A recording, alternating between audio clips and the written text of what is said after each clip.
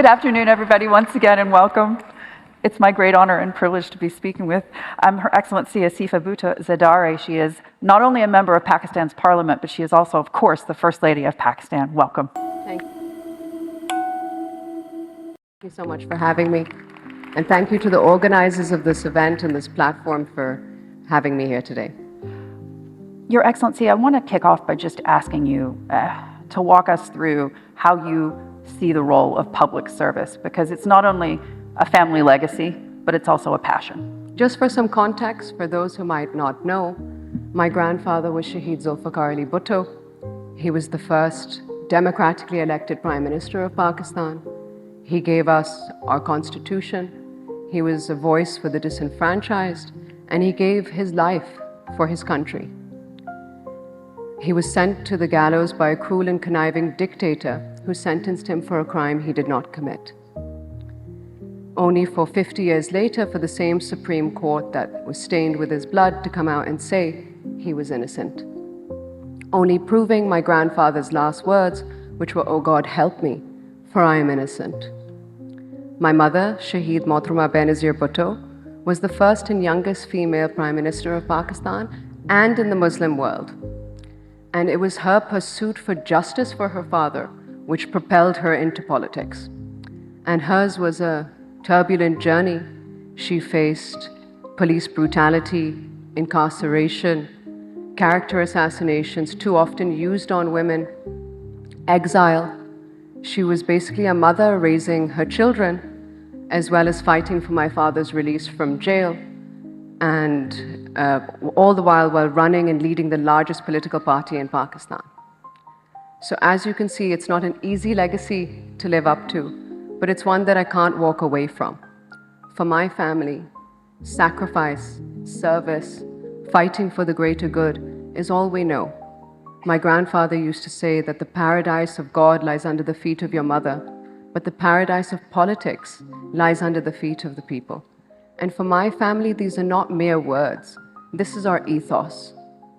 How do you view the situation for women in Pakistan today? What I've seen with my mother, and something that I still see today, is that women have to work twice as hard to get half as much acknowledgement as a man. But we are a strong and resilient force. The founder of our nation, Quaid-e-Azam Muhammad Ali Jinnah, used to say that there are two great powers in this world. One is the sword and the other is the pen. And there's a great deal of rivalry and competition between the two. But there's a third power, greater than both, and that is our women.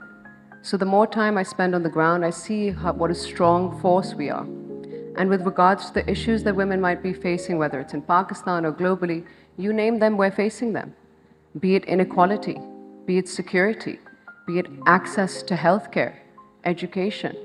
But we are a strong and resilient force, and the more time I spend on the ground, I see that with the power of the vote, we manage to make our voices heard.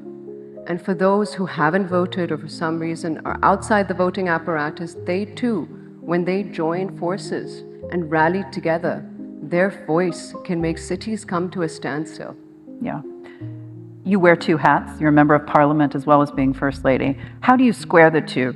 Because you need to be outspoken for your constituents, and at the same time, sometimes it's difficult to be political.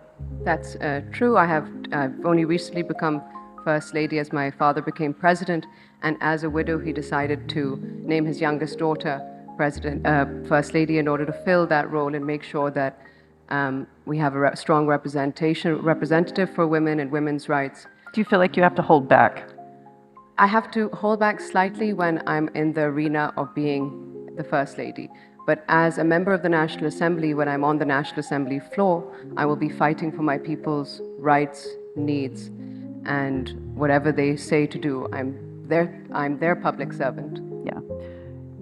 In discussing your family's legacy, it's impossible not to focus on the fact that politics, as you know, can be deadly. Right now, Imran Khan says he's under threat for his life. How credible, in your mind, are those threats? I think that anyone who says that their life is in danger is a threat that we need to take seriously. But it is heartening to see that all the avenues are open to him. For example, all the courts are there for him to fight his cases. All his needs in jail, whether it be for his newspapers or gym equipment, are being met. And I would not wish anyone in Pakistan to face great difficulty, and I hope he will go through the avenues of the court, and the courts will have their verdict. Are you confident he will have a fair treatment by the judicial system? I think so. I do believe that he'll be able to put his case forward, and based on what the evidence says, they'll be able to make their decision. Talk me through this. You have been a passionate proponent of the need for vaccines, particularly with regards to polio. When you see those in the United States, for example, President-elect Trump's pick, RFK Jr., who's a vaccine skeptic, does that worry you?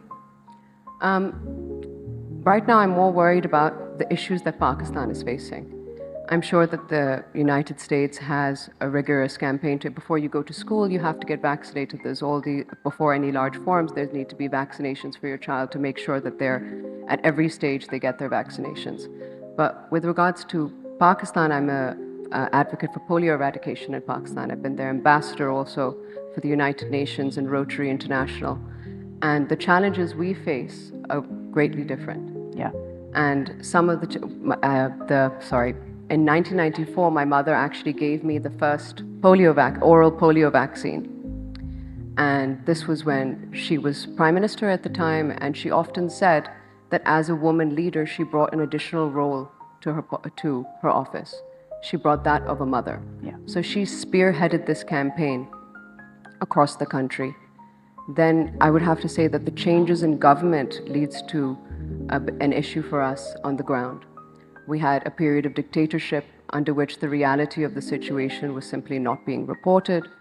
We went through another change in government under which all the stakeholders, be it the president, the prime minister, the army chief of staff, all believed that this was an important issue and they were determined to eradicate this disease. Then we went through another change of government under which the government at the time did not take this seriously. And when the heads of government don't take this issue seriously of vaccination, there's a trickle-down effect. It trickles down to the bureaucrats, it trickles down to the health ministers, the health systems, all the way down to the health workers on the ground. Yeah. That this is not a serious issue. So I would have to say that that is one of the challenges that we're facing. A second challenge is that there was a misuse of our vaccination drive for security reasons, which brought about a lot of mistrust amongst our nation. We had clerics preaching that this vaccine would cause infertility and spreading misinformation.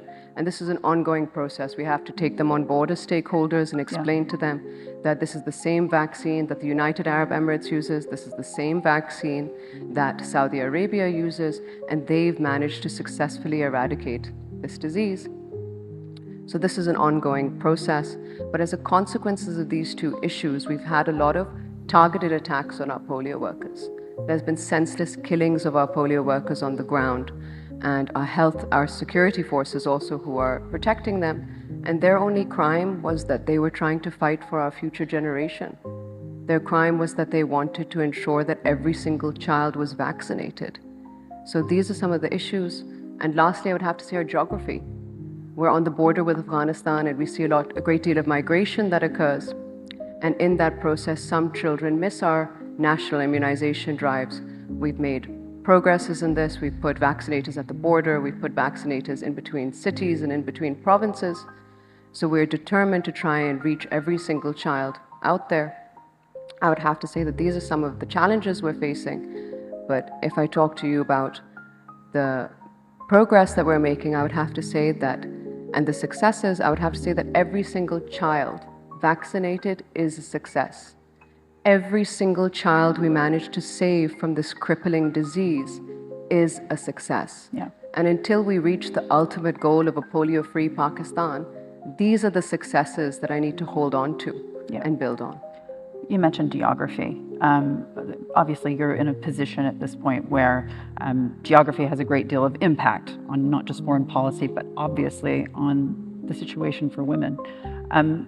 How devastating, in your mind, was the withdrawal from Afghanistan, your neighbor? Because this point, it seems as if the international community doesn't or isn't able to help those women. We gave them great promise, and then we abandoned them. With regards of the way the exit from Afghanistan was conducted, I think that record speaks for itself.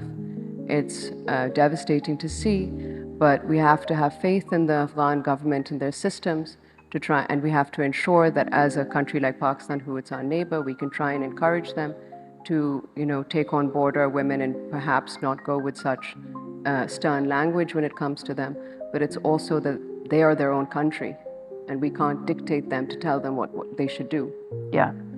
Do you happen to think that there's something that the international community could do to help women there that they're not doing? Is there a pressure that we could exert? I think that it's a very difficult situation because in the manner in which they stayed and they exited, it causes great difficulty for anyone in the world to dictate to them what they should or should not be doing. Yeah. So I think engagement with the Afghan government is the best option we have. Yeah.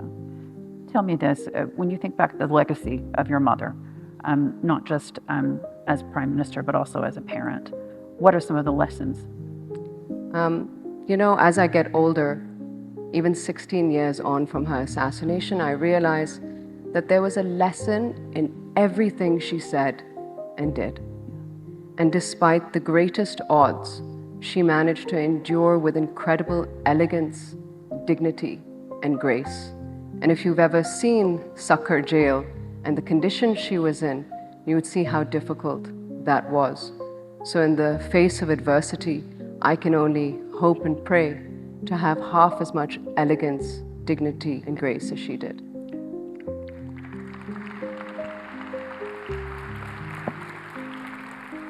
You're 16 years on. What is your advice to the women in this room as they look to take their place, not just as women, as mothers potentially, but also as those who are leading corporations, excited about being entrepreneurs and startups, and also going into politics? My message to young women would be to believe in yourself, remain steadfast in your values, never underestimate the power of your voice. Leadership is not about privilege and position. It's shaped by purpose and persistence.